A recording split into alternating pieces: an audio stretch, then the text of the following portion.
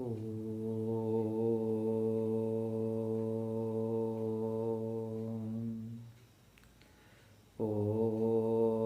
सहनाववतु सहनो भुनक्तु सह वीर्यं करवावहै तेजस्विनावधीतमस्तु मा विद्विषावहै। ओम शांति शांति शांति।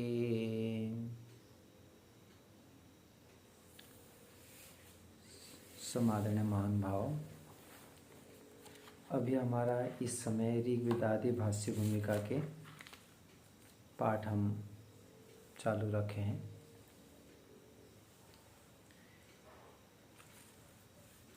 ईश्वर विषय वेद भाष्य प्रारंभ करने से पहले महर्षि ईश्वर विषय का प्रार्थना, ईश्वर की स्तुति प्रार्थना पूर्वक प्रारंभ कर रहे हैं। पहले मंत्र पाठ किए हैं ओम सहनाववतु, फिर इसके पश्चात शार्दूल विकृतम छंद में श्लोक लिखते हैं और ईश्वर से याचना करते हैं।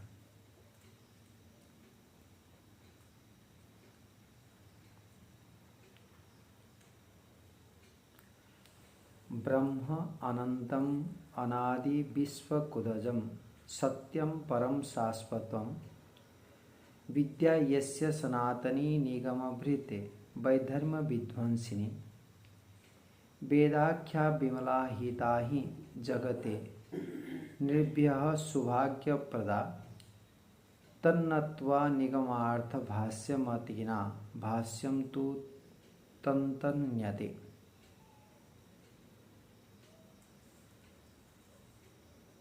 ब्रह्मानन्तमनादिविश्वकुदजं सत्यं परं शाश्वतं विद्या यस्य सनातनी निगमभृत् वैधर्म्यविध्वंसिनी विद्याख्या विमला हिता हि जगते निर्भया सौभाग्यप्रदा तन्नत्वा निगमार्थभाष्यमतिनां भाष्यं तु तन्नन्यते। तन्तन्यते तो हम विचार किए थे, ब्रह्म ईश्वर के नाम दे रहे हैं और जो जिसका स्वरूप है अनंत, अंत नहीं है। अनंतम अनादि, अनादि भी है अर्थात आदि उसका नहीं है। स्थान के दृष्टिकोण से भी आदि नहीं है, काल के दृष्टिकोण से भी आदि नहीं है, प्रारंभ नहीं है। विश्वकुदजम और विश्व को रचना करने वाला, विश्वकृत अजम, विश्वकृत विश्व को बनाने वाला, विश्व मतलब समस्त ब्रह्मांड को बनाने वाला।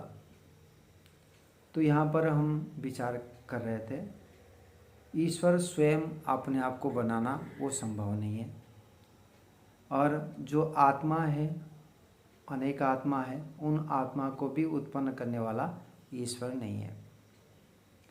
इसके अतिरिक्त जो मूल प्रकृति है, जड़ पदार्थ है, जिसके उपादान से सारे ब्रह्मांड बना हुआ है, तो वो कारण को भी बनाने वाला ईश्वर नहीं है, परंतु उस सत्व रजतम से जो मूल प्रकृति है, उससे जो ब्रह्मांड बना हुआ है, उसका कर्ता बनाने वाला ईश्वर है।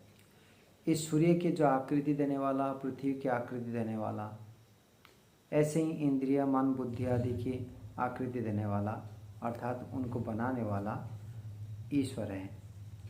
तो समग्र पदार्थों का रचयिता, विश्वकृत, अजम,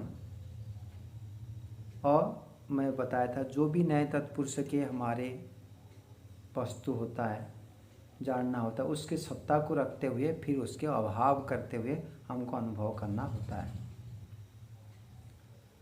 तो कभी वो जन्म न होने वाला, अनादिकाल से विद्यमान, सत्यम, अविनाशी, कभी विनाश भी नहीं होता है उसका। अर्थात जो जो वस्तु उत्पन्न होता है वह तो नष्ट होता है। जैसे वस्त्र है, घर है, मकान है,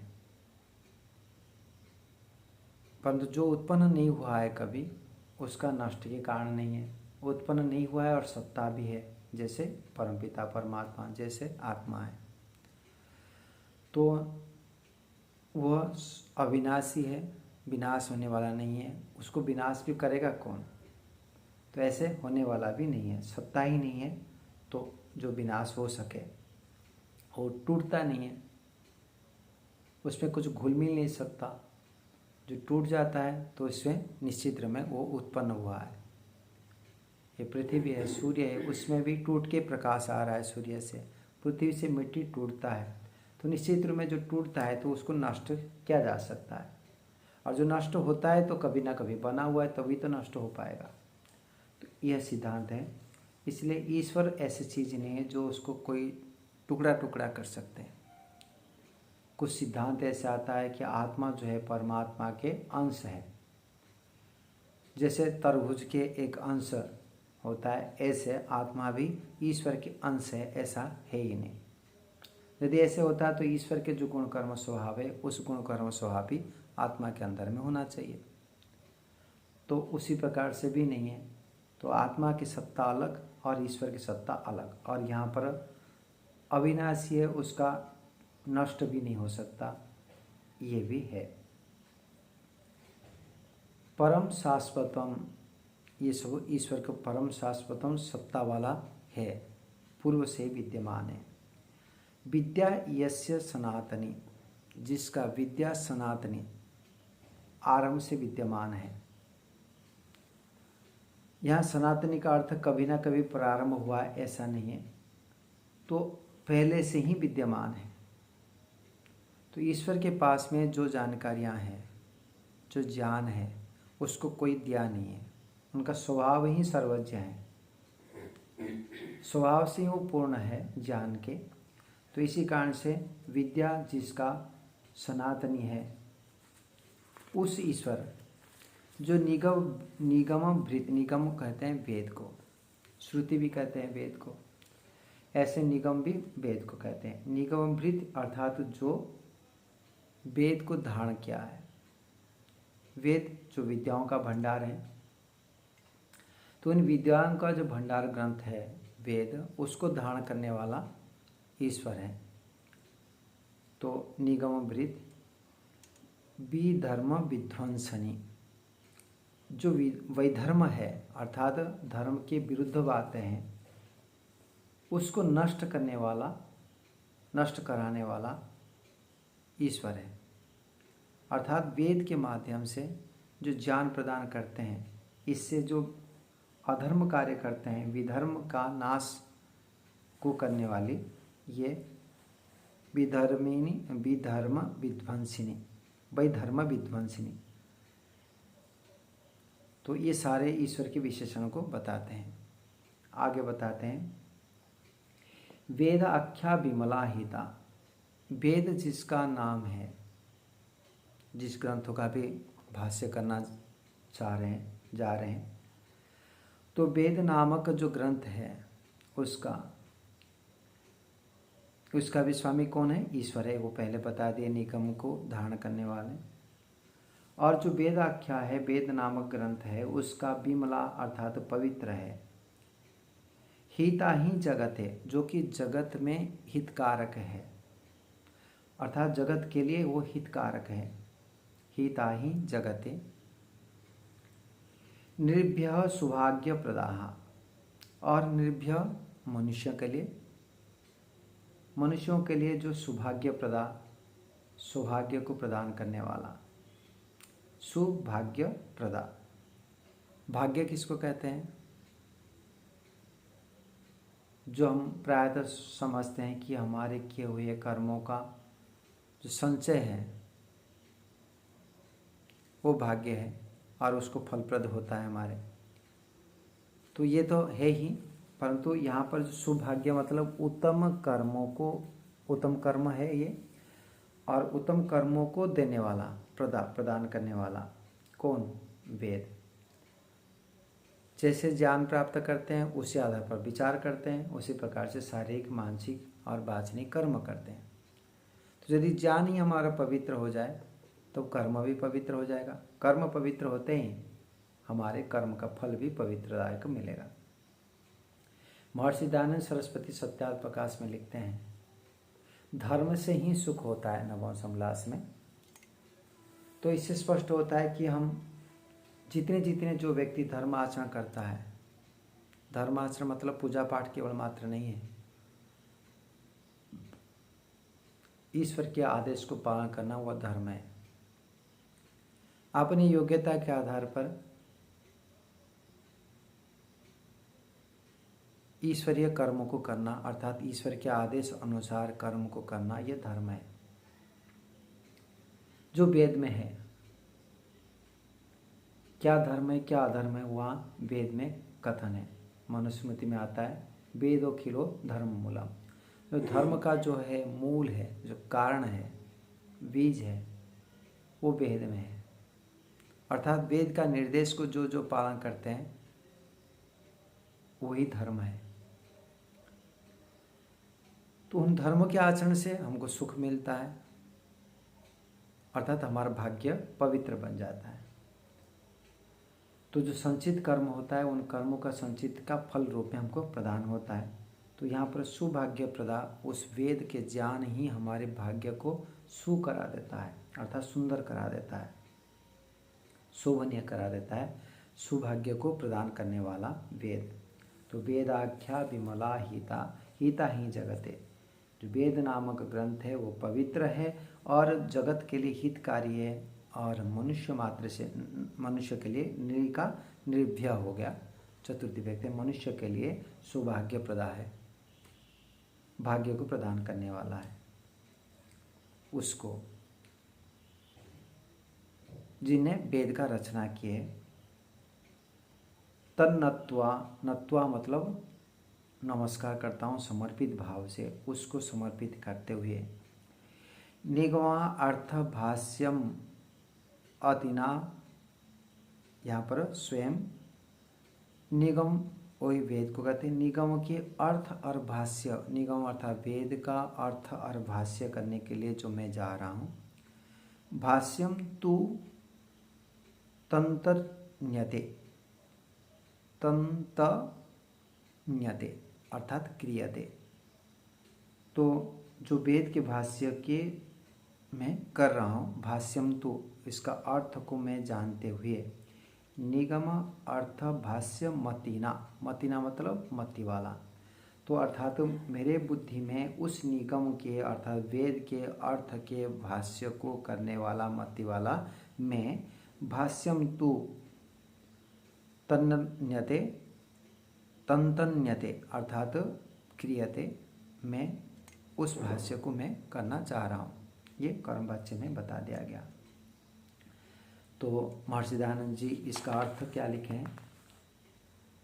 जो ब्रह्म अनंत आदि विशेष, अनंत आदि विशेषणों से युक्त है, जो ब्रह्म है, ईश्वर है, जो अनंत है, अनादि है, विश्वकृत है, अज है, सत्यम है, और परम शाश्वत है, ऐसे ईश्वर का जो अनंत आदि विशेषणों से युक्त है, जिसकी वेद विद्या सनातन है, उसके वेद की विद्या सनातन है, उसको अत्यंत प्रेम भक्ति से, ये जो शब्द है तन्नत्वा, उसको नत्वा नमन करते हुए, उसका अर्थ महर्षि करते हैं जिसको, उसको अत्यंत प्रेम, अभी जो नमस्कार करते हैं बड़े के प्रति वो भाव रखते हैं कि अत्यंत प्रेम भक्ति से, भक्ति अर्थात ईश्वर के आदेश का पालन करना, ईश्वर के भक्ति नाम से जो कीर्तन किया जाता है, जो हम हरे कृष्ण हरे राम गाते हैं, ये भक्ति को प्रदर्शन करने के लिए करते हैं। जो जो ईश्वर के आदेश है उसको यदि पालन किया जाता है तब तो उसका भक्ति कहेंगे। ईश्वर के विरुद्ध आचरण करते हुए केवल राम राम जप करना किंबा केवल जो है वो हरे कृष्ण हरे राम जप करना, इसको हम भक्ति नहीं कहेंगे। ईश्वर की सत्ता को स्वीकार करना अर्थात सत्य को स्वीकार करना और ईश्वर के दिए हुए वचनों के आधार पर हम कर्म को करना, ये वास्तविक भक्ति है। तो दोनों प्रकार के वैदिक रीति में भक्ति के भाव रखा जाता है। ईश्वर के गुण कर्म स्वभाव को जानते हुए ईश्वर की स्तुति प्रार्थना उपासना करना, ये वास्तविक भक्ति है। और साथ साथ ईश्वर के दिए हुए आदेश पर उन आदेशों को आचरण में लाना, व्यवहार में लाना। ईश्वर कहता है सत्यम वद, तो सत्य को ही बोले हम, असत्य आचरण ना करें, न्याय के आचरण करें, धर्म के आचरण करें, अन्य को कष्ट ना दे, हिंसा ना करें।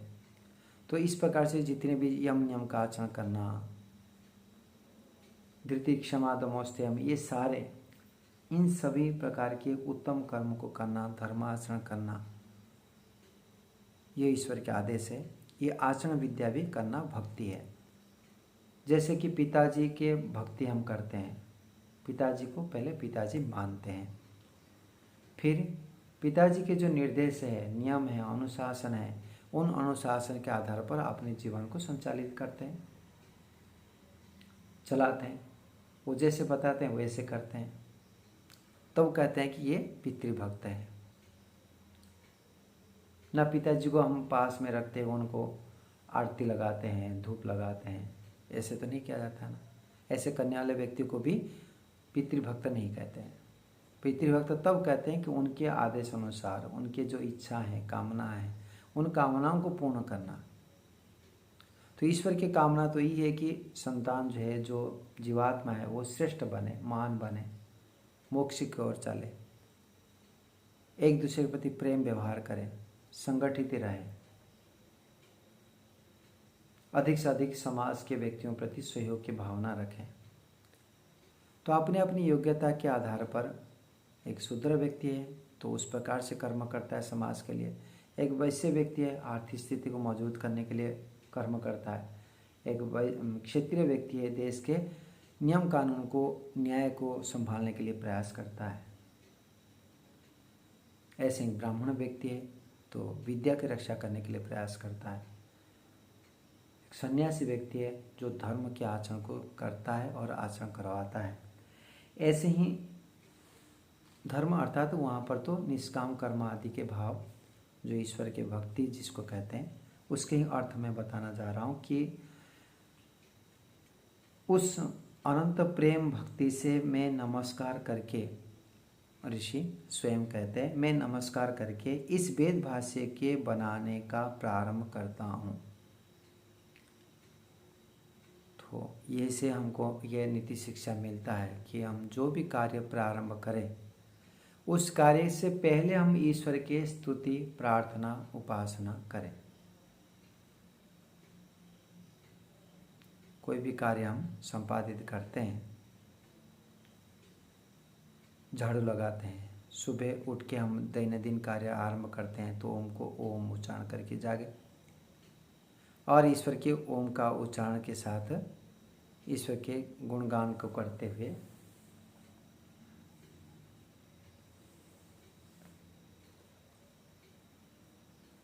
तो ईश्वर के गुणगान करने से ही हमारे ईश्वर प्रति प्रेम बनता है।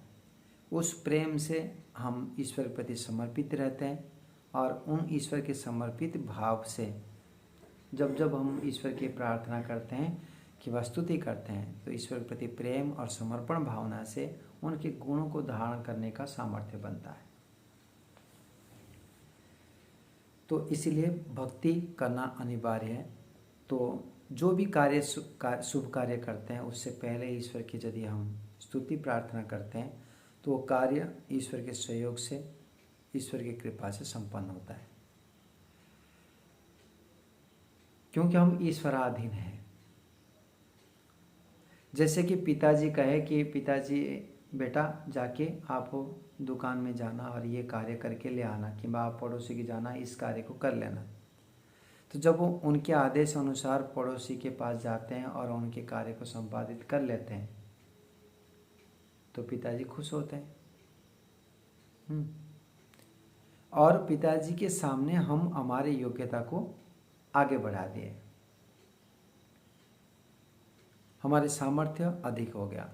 कल हमको पिताजी क्या काम देंगे? इन 2 व्यक्तियों को सेवा करना। एक व्यक्ति के कार्य में हम सफलता को प्राप्त किए तो 2 व्यक्ति को देंगे, 3 व्यक्ति को देंगे, अर्थात अधिक साधन उपलब्ध कराएंगे, अधिक पुण्य करने के लिए अवसर दिया जाएगा, बड़े से बड़े कार्य करने के लिए अवसर दिया जाता है। उसी प्रकार से परमपिता परमात्मा के सामर्थ्य जो है, संसार है, उस संसार में हम जब सेवा करते हैं, उत्तम कर्म करते हैं, ईश्वर के आदेश अनुसार कर्म करने के प्रयास करते हैं तो ईश्वर हमको सहयोग करता है, अधिक से अधिक साधन को उपलब्ध कराता है और बड़े से बड़े कार्य को करने के लिए सहयोग करता है।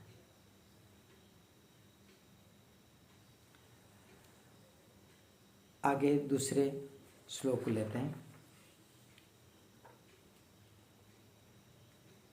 काल रामांक चंद्राब्धे भाद्रमासे शीते दले आदित्यवारे भाष्य आरंभ कृतो मया। किस तारीख से ये भाष्य कब शुरू करते हैं इस बात को बताते हैं।